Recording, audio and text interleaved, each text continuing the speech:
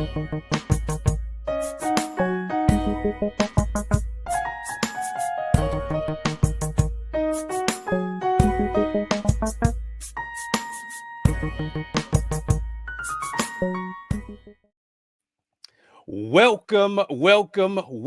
to the Bison Brothers Basketball Podcast, your number one home for all things Bison basketball. I'm your host, Chip Washington, the self-appointed Bison basketball fanatic. What's up? Tell me who you are, E. What's up, man? This is E. Wash, as y'all know. Always got the serious Love Jones, and today I'm simping. I'm simping proudly for basketball. Yes, indeedy. Yes, indeedy. And before we get started with today's excellent show, you know, Bison Nation, we always want to remind you guys to continue to support Bison Nation even in the off season. Donate to the name, image, and likeness collective, the Mecca Society. You can do that at themeccasociety.org. You can also donate to the athletics department at hubison.com and through the Bison Express Booster Club. And always continue to tell everyone about this podcast. Share the podcast, like the podcast, subscribe to the podcast. You can even interact with us on Instagram at Bison Brothers Basketball. So we're the Bison Brothers Basketball Podcast, and we're here for you, Bison Nation. And today, boy, am I excited. So you know from the last episode, we told you here in the offseason, we're doing like an autopsy of the Howard's men and women's program. And today we're probably going to be focusing more on the men. One of the ways that we're going to do this autopsy is we're going to have top DMV area high school coaches give us their assessment of how they see Howard University. And today we have a treat. We're bringing none other the one and only coach Rob Nickens at the MilkHouse, Theodore Roosevelt High School. My man has been coaching for over 30 years, 20 years at the MilkHouse, the Rough Riders, Theodore Roosevelt High School. His accolades speak for themselves. He's got 5 city championships, got 1 state championship, got 5 runner-ups in the citywide division. My man has amassed over 450 wins and is shooting for more. But even more than being an outstanding DMV area coach, he's a pillar in his community, and he has a passion for serving and teaching and helping the kids that he coaches. And so without further ado, we're going to bring to the stage Coach, the one and only Rob Nickens. Thank you for having me, man. Thank you for having me. Thank you for having me, man. Thank you for having me. Glad to be on. No doubt. It's all good, Coach. It's all good. We know how it is. So something happened with the mic. I can hear you now. Oh, okay. Good. So hopefully you heard our great intro. I heard the intro. Love the intro. All right. Indeed. So look, Coach, we want to cover a lot of stuff. You know, there's a lot of talk out there, you know, about the NIL and mid-majors and high school recruits and transfers and all of that stuff. And you know, Coach Blakeney, he has a focus of kind of recruiting or trying to recruit out of the DMV area. So, but before we get into kind of the meat of all of that, I had some starter questions for you that I was definitely curious to kind of get your opinions on. So I would say going back to maybe Coach Blakeney's era, or even earlier, do you have any memories of competing against some of the kids that ended up at Howard, like Elijah Hawkins and Steve Settles and Jelani Williams? Yes, I remember seeing Elijah Hawkins play at Deal Middle School, and I knew I tried to recruit him to the MilkHouse, but he ended up going to the Mecca. Outstanding player. We played him in a couple of showcases. When we played against him, I just thought then he was an outstanding point guard. Basketball IQ very high.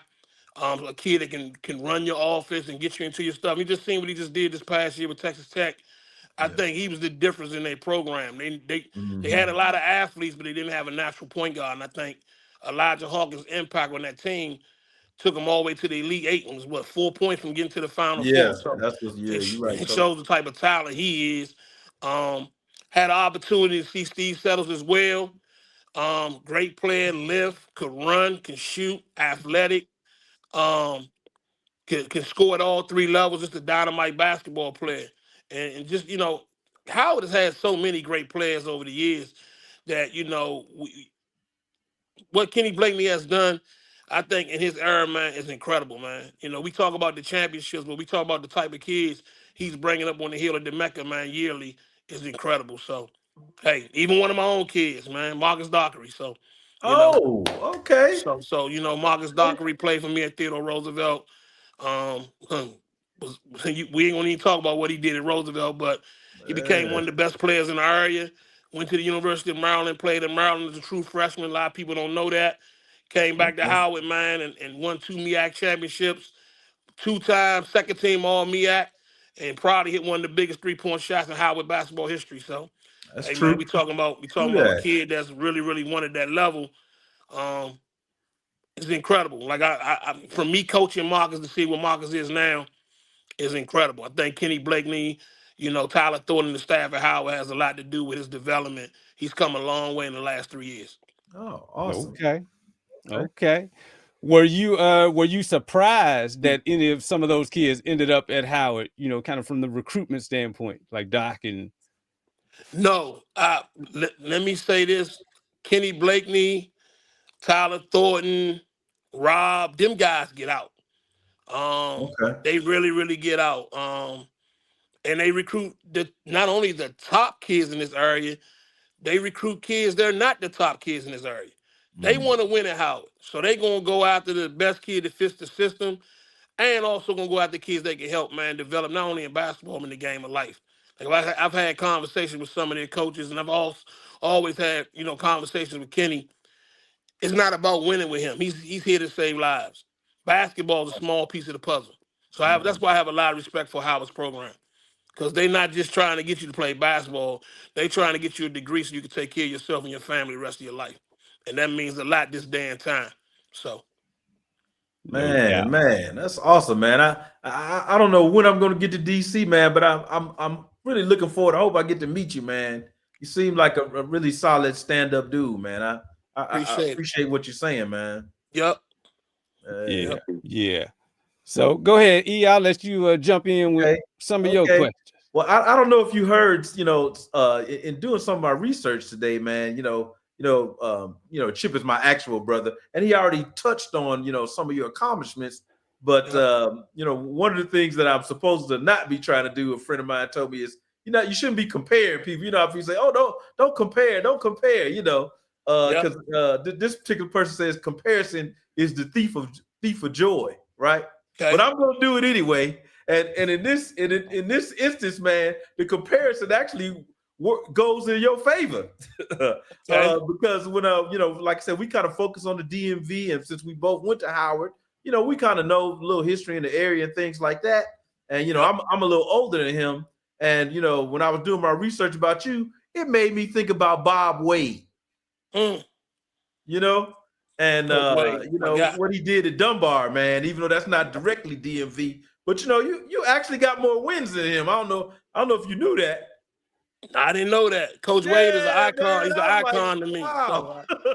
So, he's an icon, man. But what Bob Wade has done in Baltimore basketball is unheard of. There's so many great coaches that been in the DMV as well, man, that we know about. Yeah.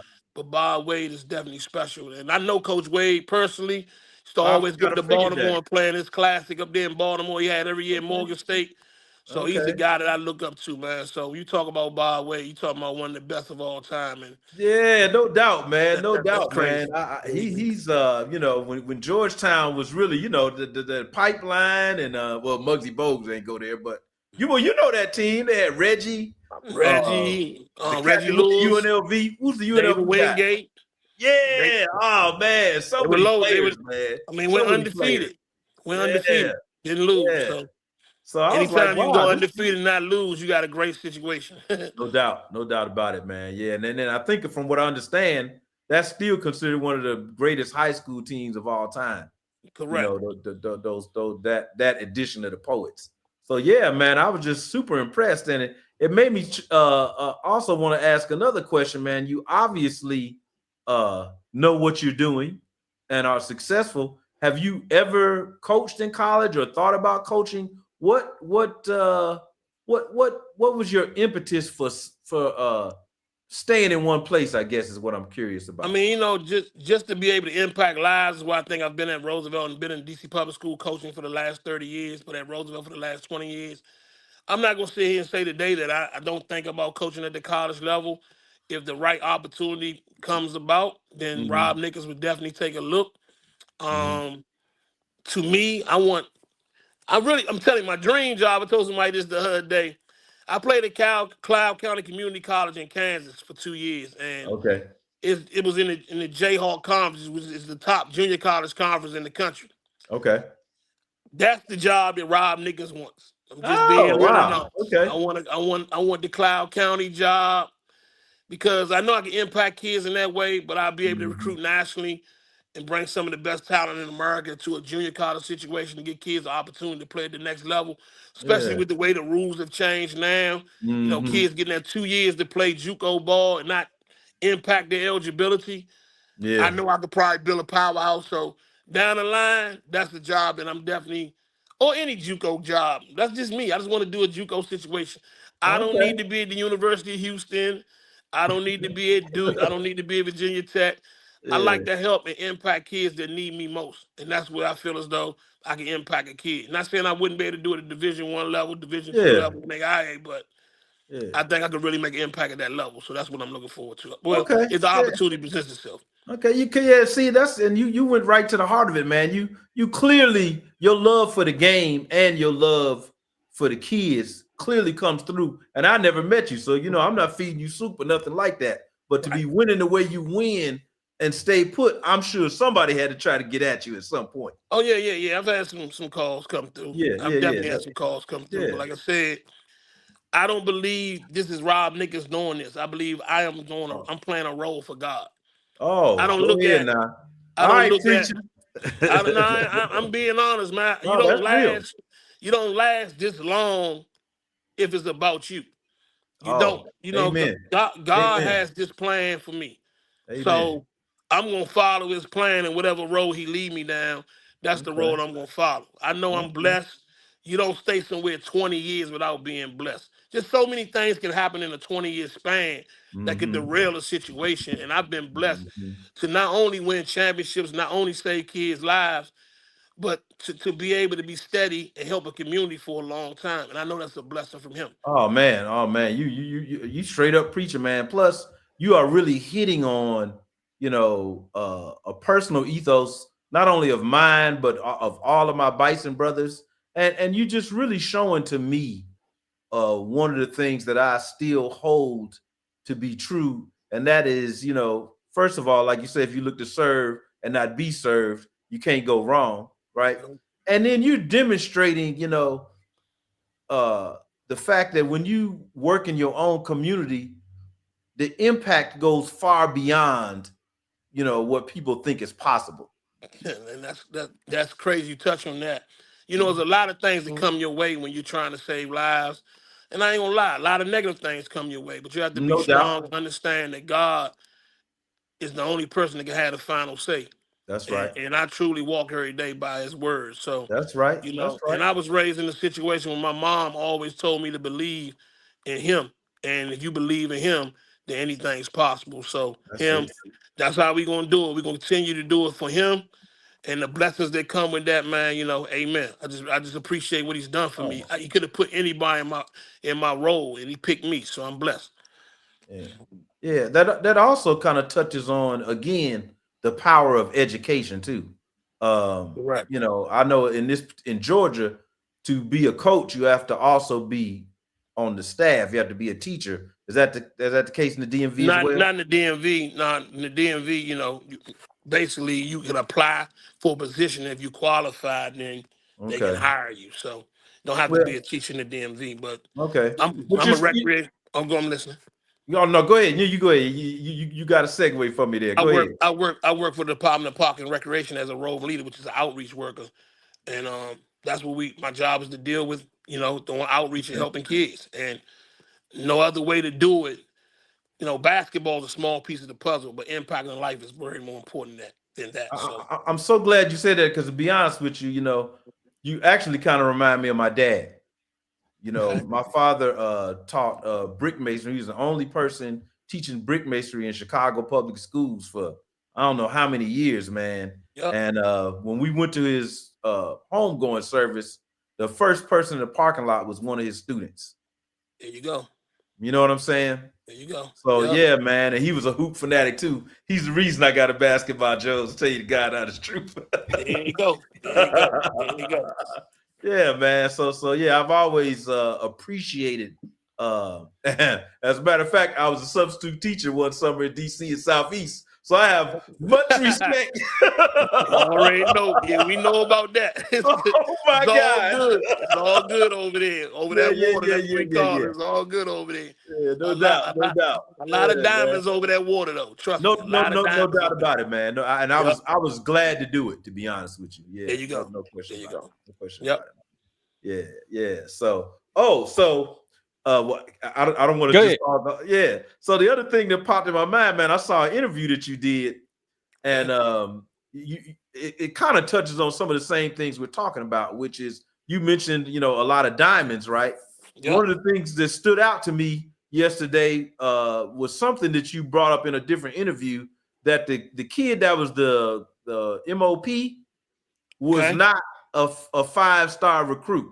Yeah. And I've always, even Chip and I talk about this all the time. I've always felt like, man, you could build a lot of programs around the kids that don't get recruited alone. Correct. And the fact that that now people with this portal and stuff, that people can move around, it shows there's a lot of cats with no name that can undergird a program. Seemed like to me. So speak on that. I read an article. Well, first of all, for me, when I recruit kids, man, you got to understand the public school level, I might not be able to get the 5-star kid anyway. You know what I'm saying? I'm just being real. But I've always said that whoever we recruit, we're going to develop them. That's number one. So if I get a kid that's supposed to be a 2 or 1-star kid or a 3-star kid, by the time we finish with him, we want him to play like a 5-star kid, right? We're going to build him up. We're going to stay in the gym. We're going to stay in the classroom. We're going to do whatever we got to do to get this kid to the next level, right? As far as now, and you look at this damn time, and you look at this portal, which is incredible. This portal has taken it to a whole nother level when we talk about basketball or talk about athletics, period. I looked at something today. I read an article early this morning on the University of Florida, who won the national championship last night. 4 of the guys in the starting lineup were 3-star guys. Weren't 5-star guys. But they recruited them, got them down to Gainesville, and you look now, they national champions. You just have to build it up and have to get kids to believe in what the mission is. And if you can get, like Kelvin Sampson said, even with his Houston team, when they was down to Duke the other night, down 7 points with a minute and 35 seconds left, whatever it was on the clock, their culture made them believe they was going to win. You don't win that game without having a culture that believes that it's not over until it's over. Y'all all know the saying back in the day, it ain't over till the fat lady sing. That's right. Them kids played to the clock struck 0 and came out on top. The average team, an average team would have gave up in that situation. Down 7. I'm looking at the clock. It's a minute and 24 seconds. We're not going to be able to come back. But a culture that believes in winning, we're going to come back and win this game. We're not going to quit. We're going to win the game. And they did that. So it's just about, I think, for me as a coach, the number one thing that I do in my program that I've done the last 30 years is I want my kids to know I believe in them. That is number one. Everything else we can work on. But if you come to Theodore Roosevelt, You don't have to be a 10-star, 9-star. It doesn't matter. Coach Rob has you here because he believes in you. And that's been a formula for success with us. That's Oh it. man. It ain't nothing special. Any kid that has come up on 13th Street Northwest, Georgia Avenue, y'all know where we at. Coach Rob believes in you. That's it. Okay. We're going to have that conversation before I bring you in, and we're going to have that hug and conversation when you walk off the stage and graduate the day on graduation. Even going to the next level, I believe in you. Oh, man. See, when I hear that, man, I got 2 sons, right? And one of them is a sophomore in high school right now, and the oldest one's a freshman at Tuskegee, and he's actually starting his coaching career this weekend, the spring game. He's a student. He's a student assistant for the football team. Okay. And I try to tell him all the time, man. So if you could just do me a solid, look at the camera and say, Solomon, listen to your daddy. Solomon, please listen to your dad. He's not telling you anything wrong, man. Just follow your dad. Follow your dad's lead. You know what he's talking about. Trust me. Yeah, man. Everything you saying is stuff I be trying to tell him, man. Straight up, man. So I'm so pleased to hear it. You know what I mean? Because people underestimate it. What's that thing? Hard work beats talent most of the time. The talent don't want to work. Exactly. Yeah, that's it. I couldn't think of how it went. Yeah. I got that. As a matter of fact, I got that up in my office on the wall. So okay. That was a quote from Kobe Bryant. Yep. Oh, wow! I didn't know that. Okay. Yep. Okay. I gotta say this. This is part of the reason why I was looking forward to this interview, because I felt like you and E-Wash, y'all were gonna connect on so many levels. So we're gonna keep this going, and I'm enjoying it all. I got you. Oh man, yeah, I got some more too. Okay. Matter of fact, what is your athletic background? I can't imagine you not an athlete yourself. Grew up in Northwest Washington, D.C., played the #2 Boys and Girls Club for the late Julius Wide and Bill Butler and all them legends down there. Okay. Went on to play at Turl Middle School for Coach Dixon at Turl. Had a great middle school career. Mm-hmm. Was fortunate enough to go to Spingarn High School and play for the late, great Kenny Howe. Oh, wow. Okay. Was the starting point guard at Spingarn. Went on to play at Cloud County Community College in Kansas for some years, and then went to Albany Central College and ended up playing for Mike Lonigan at Catholic University. So, I think I had a pretty good college career. Got injured in college, like we all have, and people have done. Yeah. And just realized after college and playing in college that the knee ain't like it used to be. It ain't explosive as it used to be. But my mom said something to me, man, that has stuck with me all these years of coaching and just being in basketball. She was like, you just can't play the game physically no more like you used to, but you can always play it with your brain. Wow. And that was the thing that pushed me to really, really want to coach. I'm being honest. She made that statement to me that you can't play it with your legs like you used to, and you can't jump like you used to, but you can play it with your brain forever. And I took that and thought about that and got into coaching in the boys club, and then got my first job at Cadoza. Was there for some years. Wow. Was there for some years, and then went on to coach at M.M. Washington High School. Did really, really good at M.M. Washington High School, and by that being, doing a good job at M.M., Darryl Tillman, rest in peace, who was the athletic director at Roosevelt, hired me back in 2005, man, and then we're in 2025, 20 years later. So I've been blessed to be able to do it, to win a lot of championships, to save a lot of lives on and off the floor, man, to be able to help kids, man, in their lives. And that's what this is all about. Like I said, I'm a small piece of the puzzle. I'm a small, just a kid that had a dream, but God had a bigger dream. All right. Sound like mom knew what she was talking about too. Yep. Okay. Let's see. Oh, okay. So, and I think this is kind of in Chip's lane. Jason Williams, the kid that he went to Duke, got drafted by the Bulls. Yeah. Jay Will. I don't want to say I dislike him, but I feel like I'm always on the other side of a lot of his issues. Okay. And, Yeah, I heard something today about he made a comment or something today on the air. I forgot what it was. He was mad at the officials for last night's championship game. I think I read something like that today.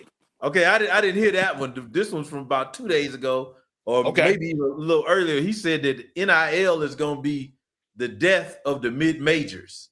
But then I thought about what you said about, if you really into developing kids. This even made me go outside of basketball and think about the Steelers coach when they asked him, when they brought Justin Fields in there. He said basically he was like, well, you got to develop players. Just because they're in the pros don't mean you don't still have to develop them. And I took that as him sort of low-key giving a shot to all the coaches that Justin Fields had that didn't try to develop him, even though we're not talking about basketball. And so again, it hits on something you brought up about developing players, man. And I don't think he seems to appreciate that part. But you go ahead.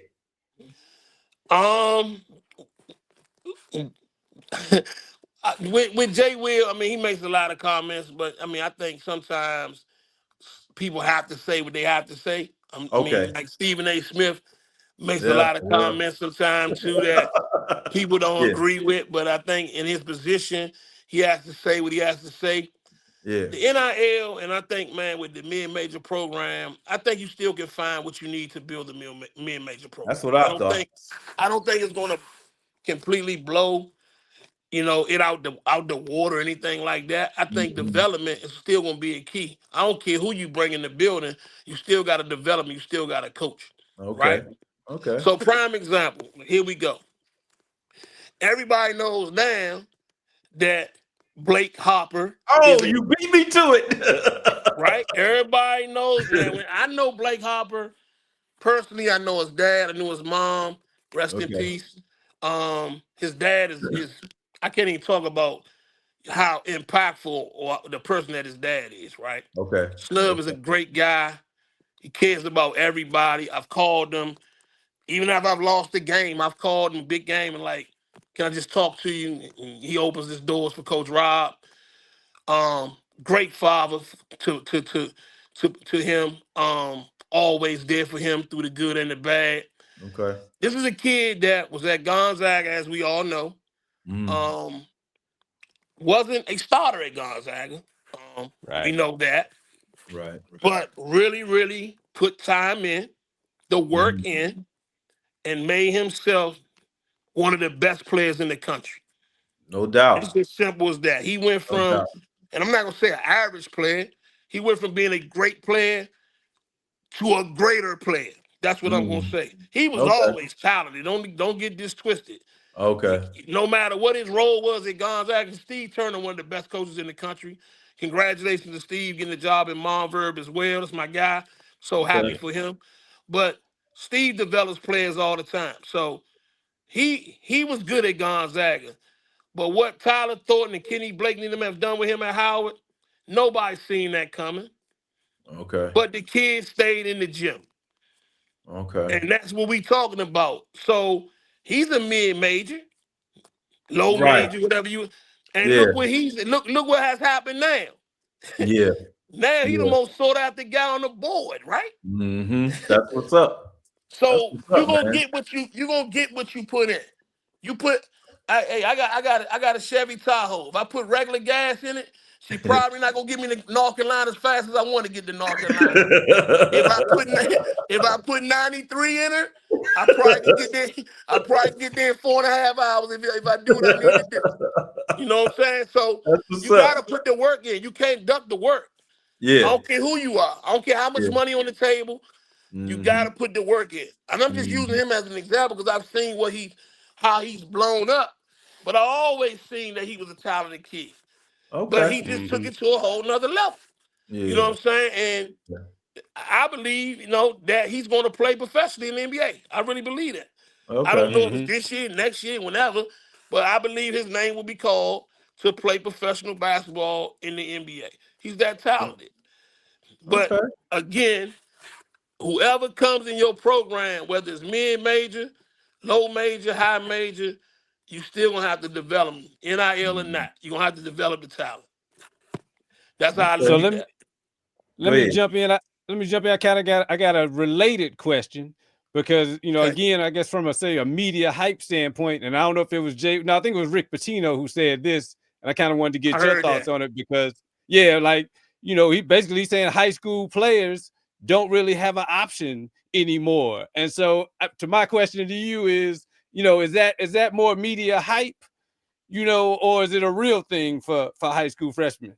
I think Rick Pitino is a great coach. I'm not gonna sit here and talk crazy. Rick Pitino has won for a long time at several schools all over this country. Guess what? We just watched the McDonald's All-American game last week. Mm-hmm. Every kid in that McDonald's All-American game is going to either high major or mid-major school, and they're going to play immediately as freshmen. So what are we talking about? Last year, guess what? What's our big guy at Maryland? That just hit the shot, the bank Derek shot. Dirk, McQueen. right? McQueen. McDonald's All-American, right? Took Maryland to the Sweet 16. It just put his name in the NBA draft. He'd probably be a top 10 pick. He was a high school kid a year ago. Come on, man. Come on, man. Nah.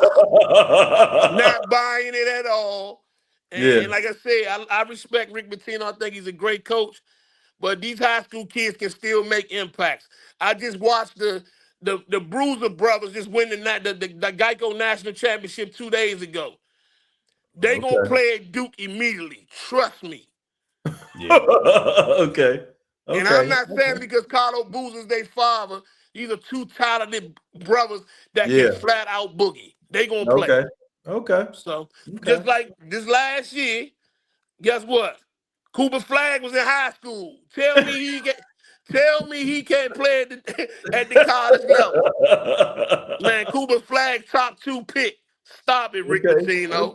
Stop it. All right. See. Now I'm gonna shout out some other folk, man. You got guru status in the barbershop, man. When you talking like that. Oh yeah, always. But that's just being real, man. I get it.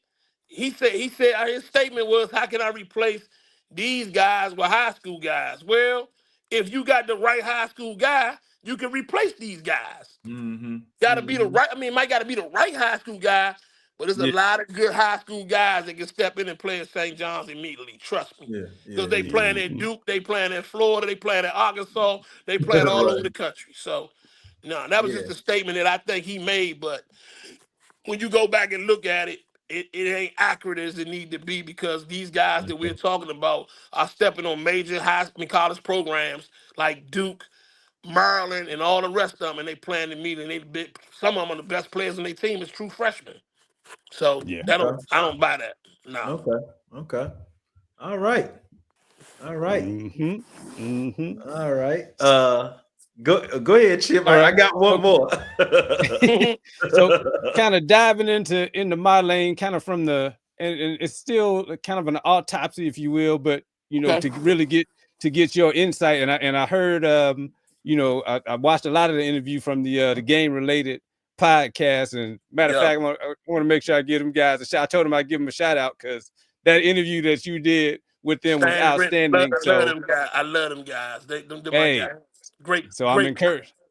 Yeah, I'm encouraging Bison Nation subscribe to the game related podcast because they did a wonderful job in interviewing you. So, but one of the things that kind of came out of the interview that I wanted you to expound on is what are high schoolers now saying is kind of the most important criteria that they're looking at in terms of picking a school or going to the next level. What are you hearing in the streets from your students? And see what we have done, man, and it's crazy because I had a conversation with one of my kids the other day. We have made this about money. That's what has happened. Back in the day when you picked the school, it was built on am I gonna play? Number one. Right. Can I get a solid education and location? Where is that? Is it in the Midwest? Is it down in Miami under the palm trees? Where I'm going to school at? Is I'm gonna have good weather? Can I get back to DC if it's a tornado? We had all this going through our mind, right? Everything now is based on cash. Like, kid, even, everybody wants an NIL. I don't care if it's from the bike shop. Everybody wants an NIL, man. I think they did something, somebody did something, and one of my kids like, yeah, man, they said if I play well by next, if I play well by the middle of next year, they could possibly give me an NIL going into my senior year. And I just said to myself, like, this is just about money. Won't you play well so you can Right. get a college coach to want to give you an offer?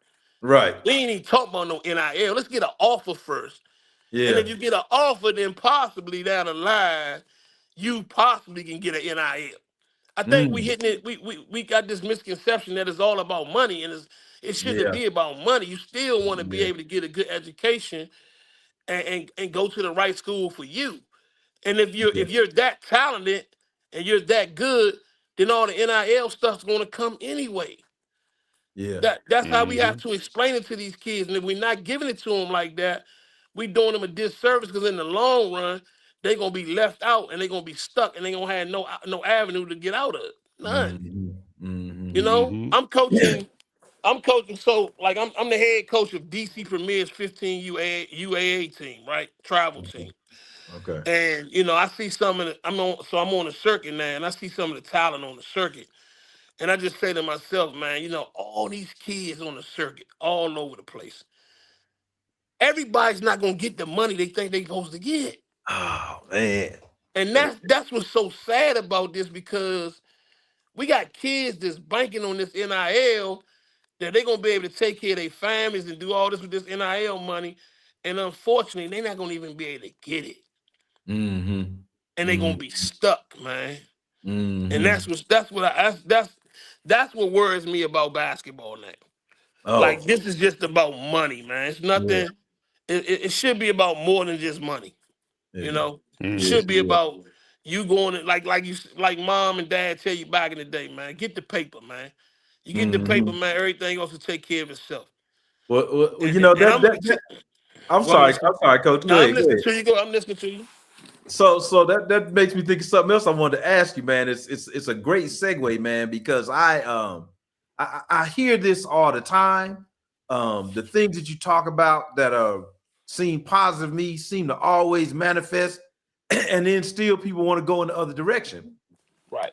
And so it made me start thinking about Steph Curry, because I saw Steph Curry do an interview on the Knuckleheads podcast, and he talked about how he was not part of the AAU circuit, how he wasn't highly recruited.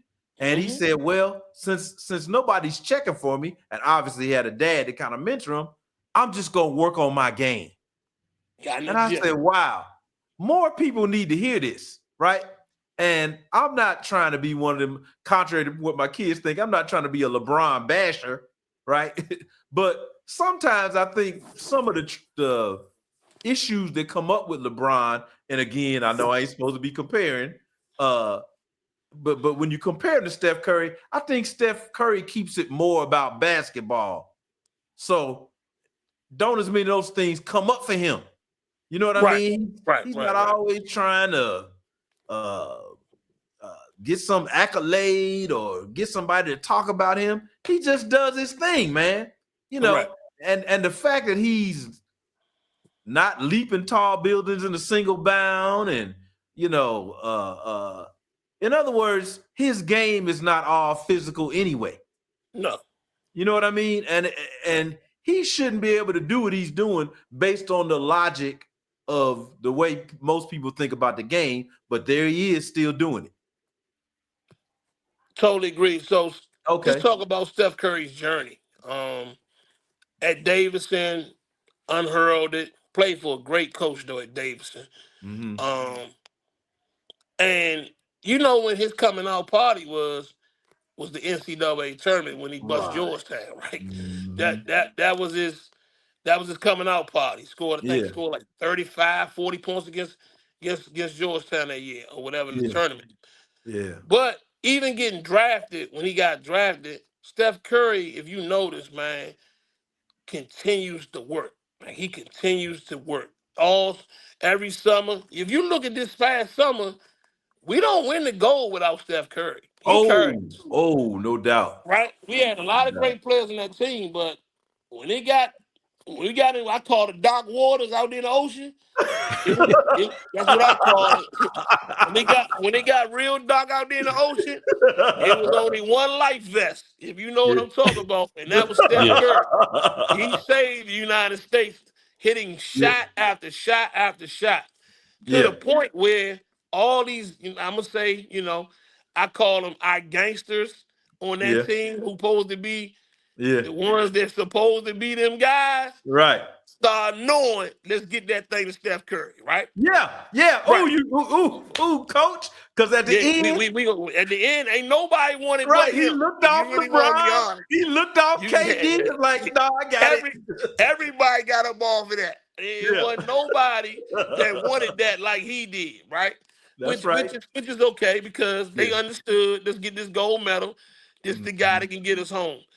But I can say, and let's talk about the LeBron situation, because the Stephen A. Smith, and the LeBron thing that's going back and forth now has been crazy, right? Yeah. I understand LeBron's point, right? LeBron, that's LeBron's son. Everybody wants what's best for their kid. Right. The only thing I don't like about what LeBron did in that situation was he downplayed other NBA type. Other kids trying to get in that same spot. Right. If he would have just been like, man, it is what it is. Bronny man's gonna play in the league. We're gonna do this, do that. I have no problem if he's gonna open the door. He got the avenues to open the door for his son. Right. Why not? Right. You know what I'm saying? Right. Why not? Right. But don't down anybody else to make your son look big on that platform. That's the only thing I didn't like about what LeBron did with trying to market his son. Oh, well, then let me ask you a follow-up on that then. Okay. So the other thing that stood out to me was, the very thing that he was trying to make him not do, which was play in the G League, seems to be the very thing that's helping him right now. And he's lighting the G League up, right? Yeah. But like I said again, I know he had the power to market his son, and I get it. If that's my son, and I got that platform to be able to do it, I think we all want what's best for our kids, right? Yeah. But we don't do that at the expense of talking about other talent and putting other talent down. That's what I said. That's the only problem I had with that. Yeah. Even with the issue with him and Stephen A. Smith got into it, nobody was on the floor at the Staples. Not the Staples Center. It was the new Crypto Arena, something like that, and heard that conversation. But the people that had they had the camera showing that they was talking. We didn't hear what went on in that conversation. Right.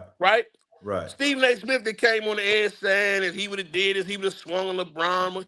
Man, look, man. At the end of the day, he's a father protecting his son. He thought you talked negative about his son, so he came to fight for his son.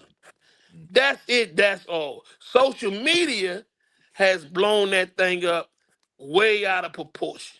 Okay. At the end of the day, Bronny James is going to play in the NBA.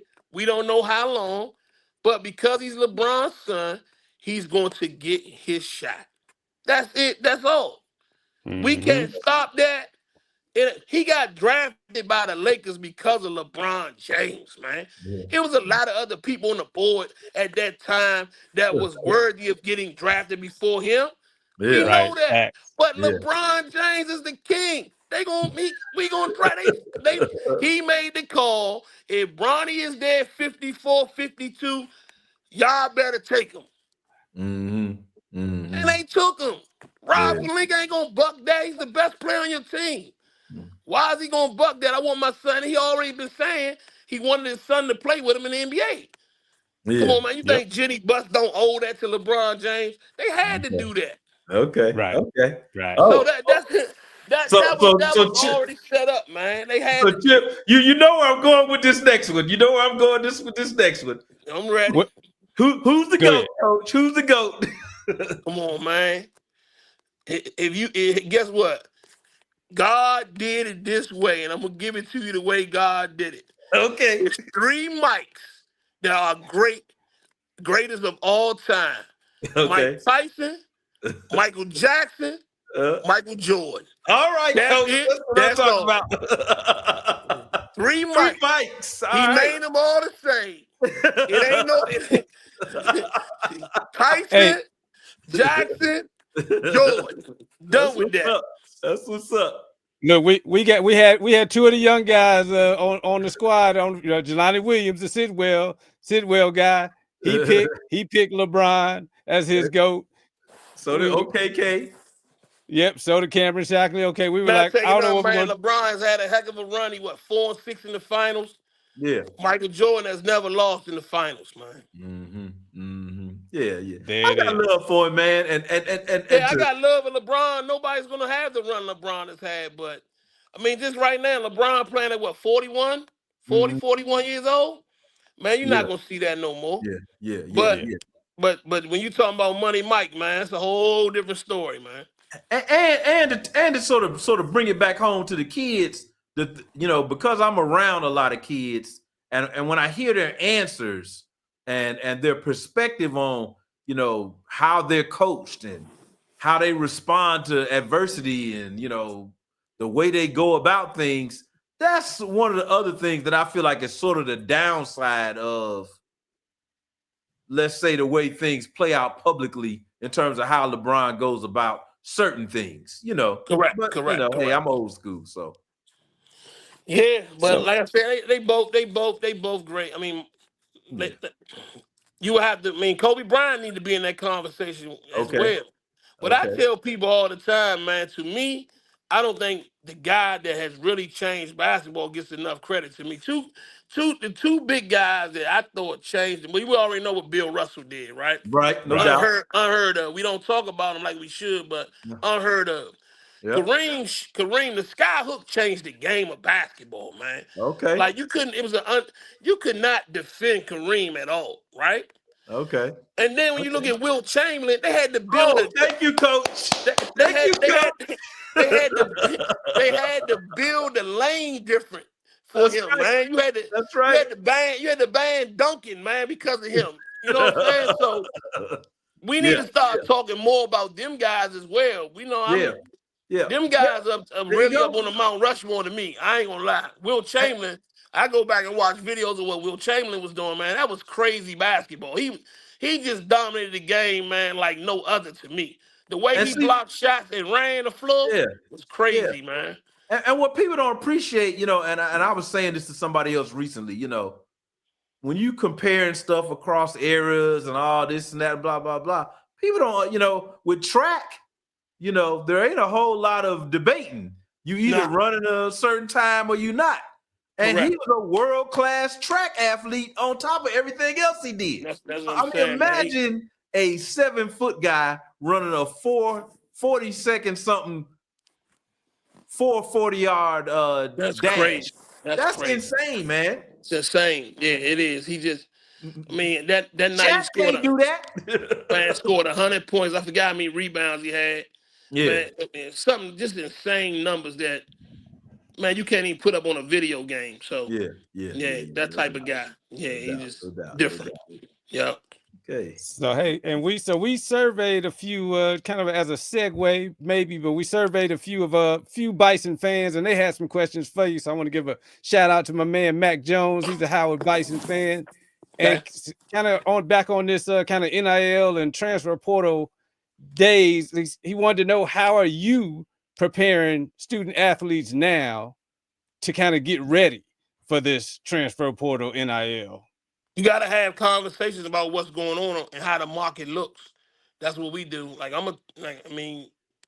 You got to be realistic with this kid and tell him, you're not a Duke guy. I hate to say it, but not a Duke guy.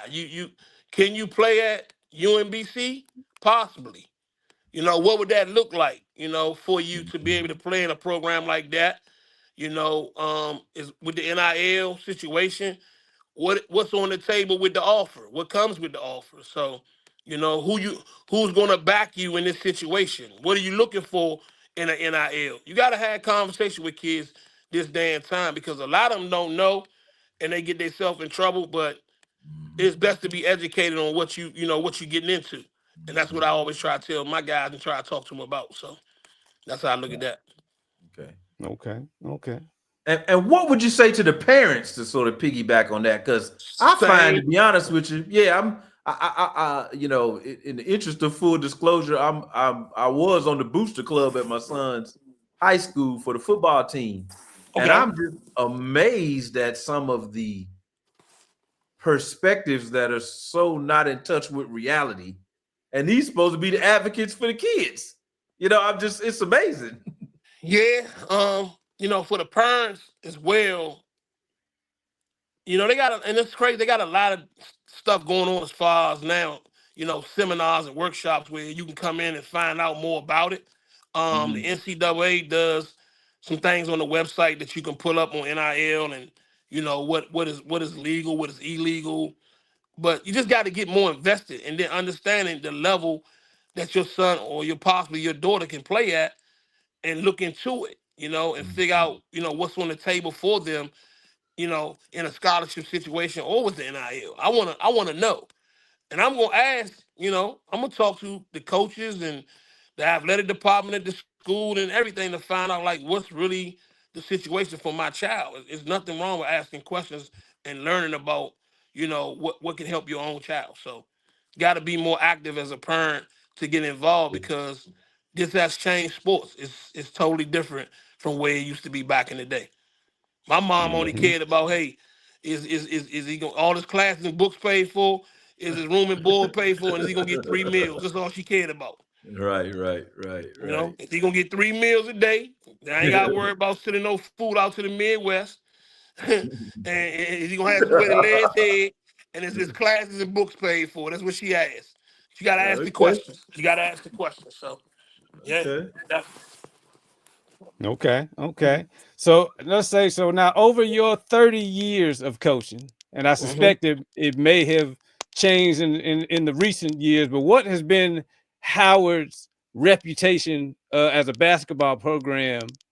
What you're hearing from the kids, you know, like so like I said, Marcus Dockery played for me. Has done great at Howard. A lot of kids in the DCIAA that knew about Marcus see him playing at Howard, see Elijah playing at Howard, see Blake playing at Howard. Kids are now talking that, hey man, I possibly want to go to Howard. Like it's really blown up over the years because they're starting to see kids that they know.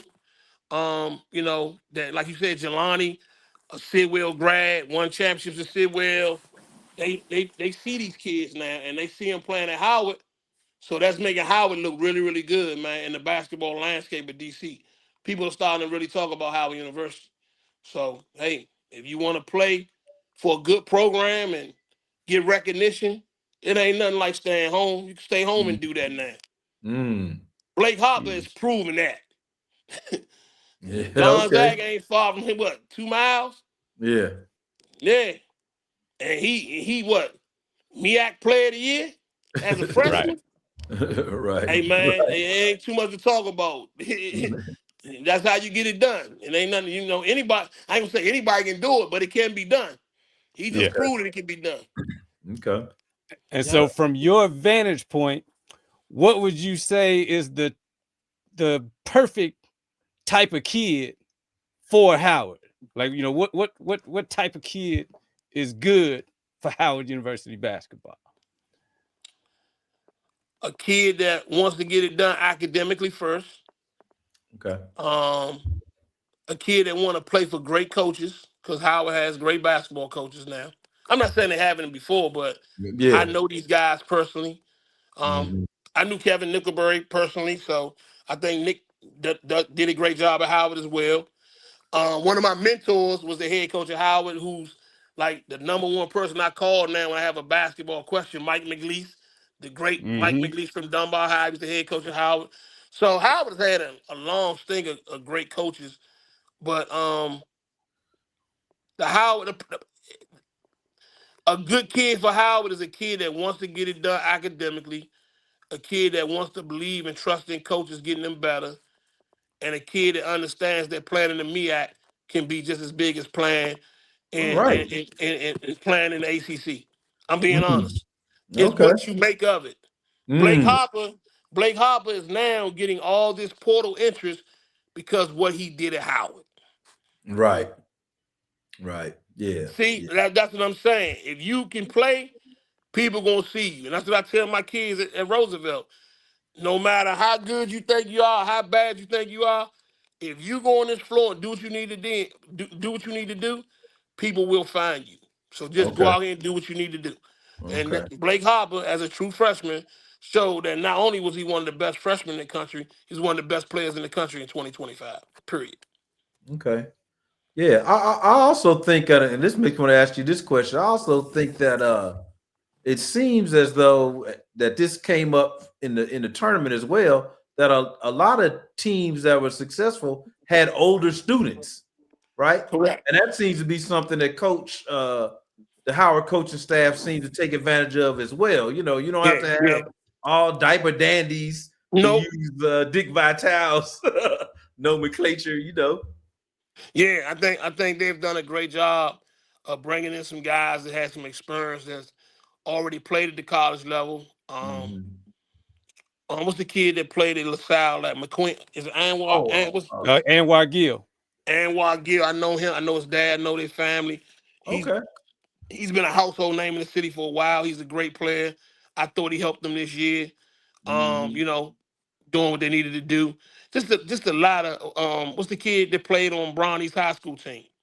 Shy Odom. Just him coming to Howard was big. You know what I'm saying? Because he could have probably went to any school he wanted to go to out west. But he came across country to go to the Mecca. That goes to show you how invested the recruitment is going on with the coaches at Howard. They're doing a great job. So on the other side of our country, they went out California and got him. Like, Kenny them doing a heck of a job. I don't think they get the credit they deserve. Say it again, coach. Say it again, coach. They don't get the credit they deserve, man. He's won 2 MEAC championships, man. Like, when the last time Howard won 2 MEAC championships before Kenny? Yeah, never. So what do Right. we want? Like, he's giving you what you need, and I'm being honest. They lost in the tournament this year, but they was banged up this year, man.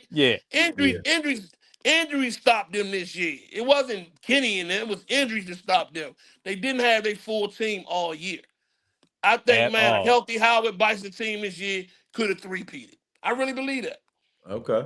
A healthy Howard Bison team this year, everybody healthy, with the addition of the way Blake played it this year, could have three-peated.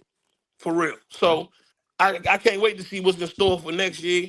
But I know them guys work hard, and they're going to continue to win at Howard University and build a brand like no other for Bison Nation. I know they will.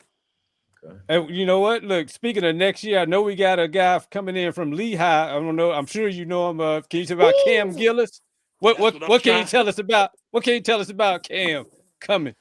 Look, I had an opportunity to deal with him 2 years ago at Sidwell in the state tournament, and spent a lot of time watching videotape, staying up all night trying to prepare for Shawty, because Shawty can play, man.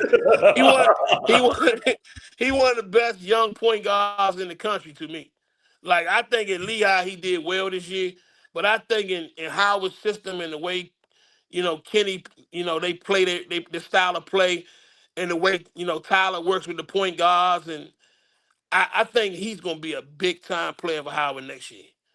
I really like him. He's like Elijah a little bit. Elijah Hawkins a little bit. Strong, compact, can make the open 3-point shot and get to the rim.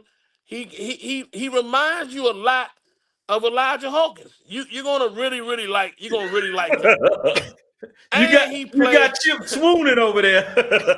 and he played for a high school coach that, Eric Singletary is one of the best high school basketball coaches in the country. And the offensive stuff that Eric runs with his kids is just dynamite. Like, you have to really, really study what Sidwell does. Like, they not just good, man. They're good. Like, it's a difference. Like, their action, their screening, the way the ball moves, just all that stuff is just textbook. So he ran the show on a 3-time state championship team. Come on. Okay. You don't win You state heard it. championships without good point guard play. And I think he's a 3-time state champion. So that go to tell you that Howard jackpot. That's all I'm gonna say. Can't wait. Bison Can't Nation. wait to see him. Jackpot. Bison Nation. You're Hey, hearing it here first. hey, Chip, man, we got to have you back, man. We can't just have you. We got to have like a regular segment for you or something. 'Cause he's good for basketball. I like him. He tough, man.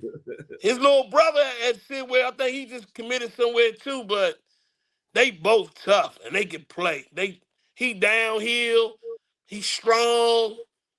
He gonna help Howard. I would have loved to see Howard had him this year to play with Marcus and Blake. That would have been special. So and they got a nice pickup with him. He can play. He can flat out play. Yeah, he can flat out play. Point guard No is doubt.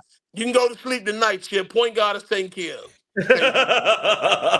I know everything started with the point guard play. Yeah, you all right there right now. I want to give you some more flowers too, Coach, man. To be as successful as you are, I'm impressed. You don't seem to have any problems giving other people they flowers, man. That says a lot about you, man. So kudos to you for that, man. God, man.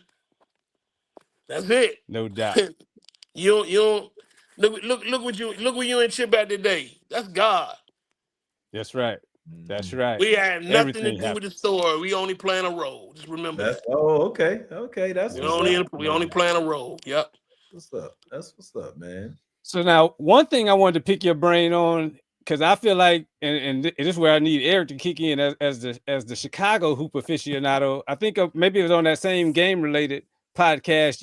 You had mentioned that the public schools don't get the 5 stars, versus the private schools. I feel like back in our day, like in Chicago, the public schools was, Derrick Rose, Benji, like, so why do you think it's that way in the DMV?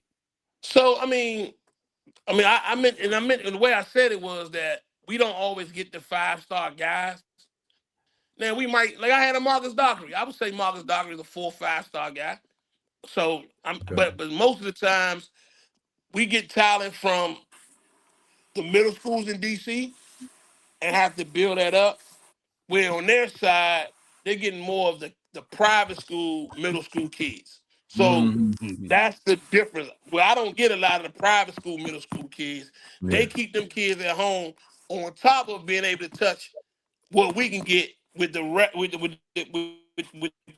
public school, middle school. But it doesn't, honestly, at the end of the day, it doesn't make them better than us or us better than them. Again, it comes back to development. Yeah, you have to develop whoever you have in your program. From the kid that plays freshman to the kid that plays JV to the kid that plays varsity. It doesn't matter. You just have to develop kids. And if you want your program to last for a long time, you want to develop them more young than later. That's it. Yeah. Well, and Chip, just to give you a little pushback there, I don't think it's that dissimilar for this reason. Because if you think about it, it was always the non-public league schools that were not winning state. That didn't really start happening until like a D Rose. But before that, it was always schools in the suburbs, Proviso East. Even Isaiah Thomas went to St. Joseph's. He did not stay in the city to win. The public, even Mark Aguirre and Westinghouse, none of them cats really was winning state. They would win the public school league, but when they got to the public school league, that's right. Yeah, seen that, Okay. Yeah. Cool. Yep. Cool. Man, Coach, we could go on. I feel like for another 5 hours, but we want to respect your time, Coach. Man, we so appreciative of you coming on, man. We appreciate you coming on the Bison Brothers Basketball Podcast. You're welcome back at any time. And if you want to give a shout out to because like I said, we heard so much about the Rough Riders, the MilkHouse.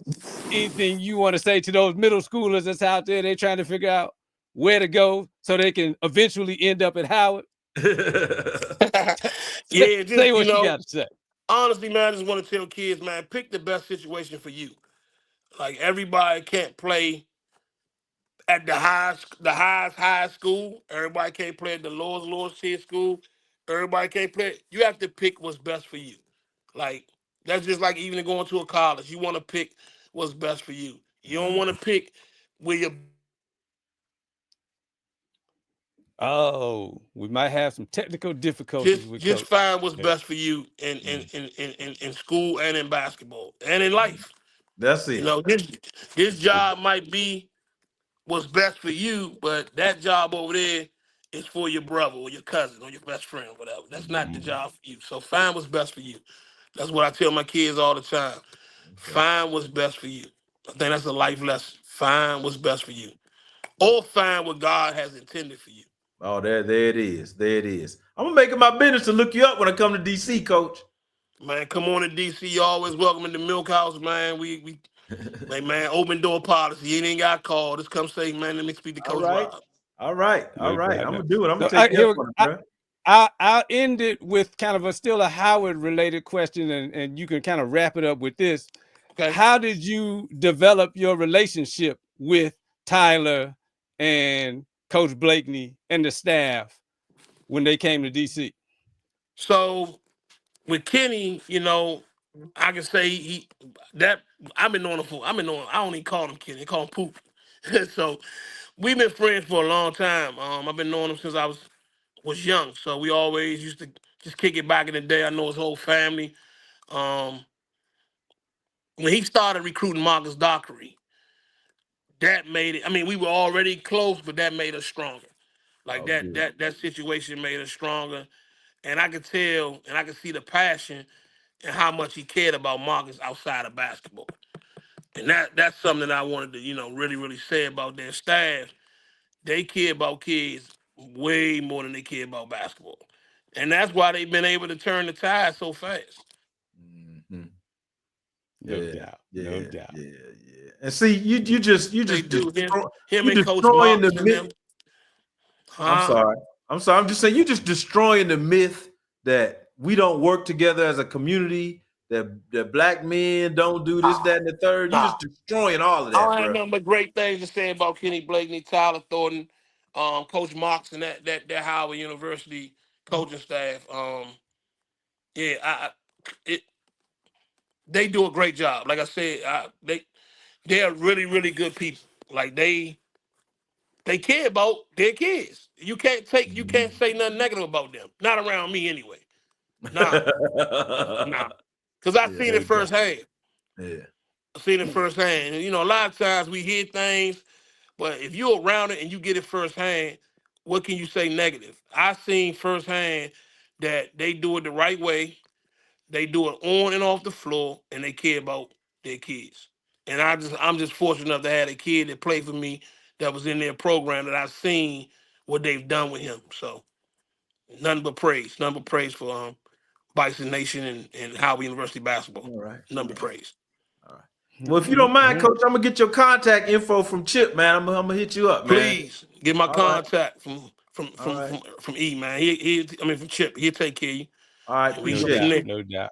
All right. Oh wait, you know what? I'm gonna pull an E-Watch. I just thought of one more thing because I like to stir up. I like to stir up a lot of stuff. So when we interviewed Jelani Williams, Jelani Okay. said, because I asked him, I said, "Who's the most dominant high school program in the area?" Okay. Okay. He said, hands down, Sidwell. What you got to say about Jelani? You know I'm about to tell you, man. I can't even be mad at Jelani, man. What they've done up there is special. I'm not gonna sit here, but I've had a heck of a run for the Mm. last 20 years where I'm at. Like I ain't gonna. Don't too many people do what I've done at the public school level, but Sidwell is definitely, man. It's so many great programs. Sidwell, Gonzaga, Carroll, the Mathers, St. John's, man, Coolidge, Dunbar, Jackson Reed, Cadoza, myself, McKinley. Man, DC basketball is just great. What So about I'm not gonna Spingarn? sit here. Spingarn still good?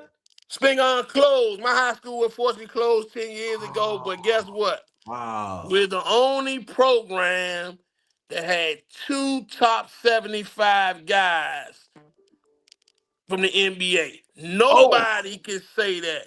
Dave Bing and Elgin Bell, and I'm going to bed on that one tonight. And y'all remember that. That's it. That's it. That's what's up. Dave Bing and Elgin Bell come out of Spingarn High School. Nice. Hey, top 75 NBA all time. Google it if you think I'm lying. Google it. We'll call that. Nobody can say nothing about that, and I'm dropping the mic on that one, Chip. That's what's We're up. dropping the mic. That's hey, what's up. Bison Nation, you have been. This has been a great interview. Coach Rob Nickens, we love you for coming on, man, sharing all your insight with Bison Nation. We're going to end this like we always do with our show, and you're more than welcome to come in on it. Rob, Coach Rob, as an honorary Bison, we go H-U.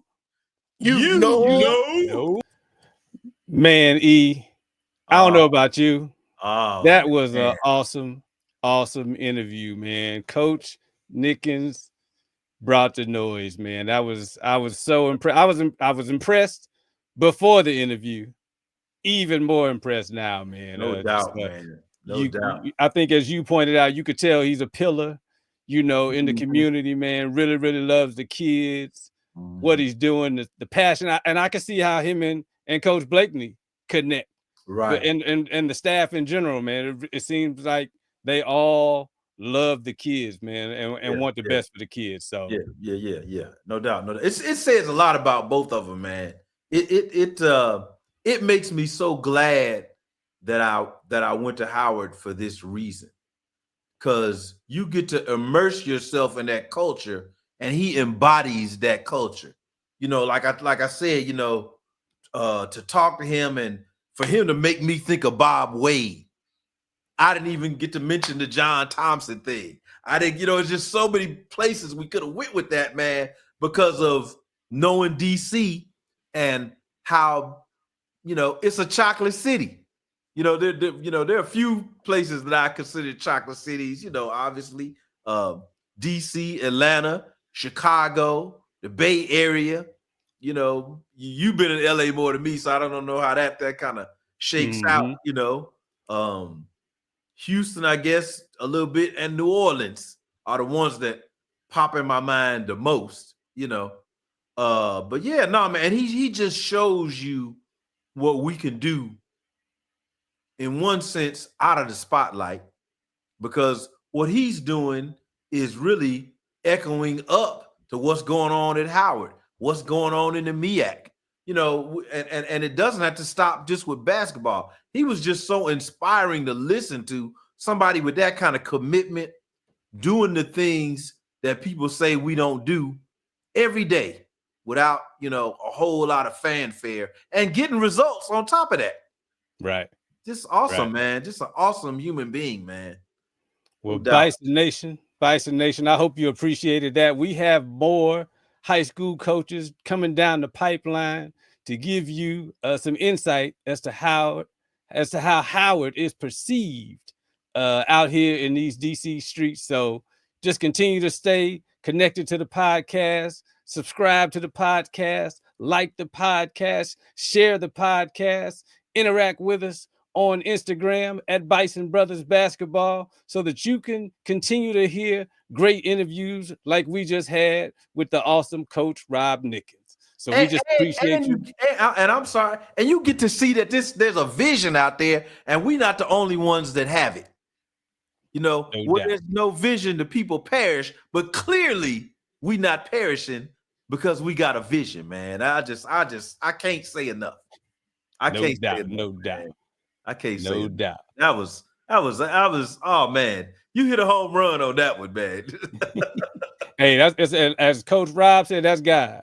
God put it in Coach Rob Nickens' hands, and he just went with it and made it happen. So we just appreciate you again, Coach, for coming on and look to have you on again. So on that note, Bison Nation, you know how we do.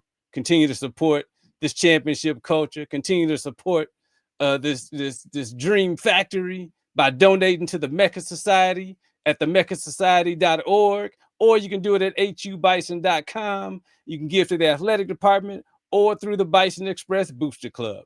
And so, like I said, we just continue to thank Bison Nation for watching this podcast, and we're going to continue to bring you everything that we can to help you appreciate and love this Bison basketball team, the teams more and more. So on that note, we just give it out.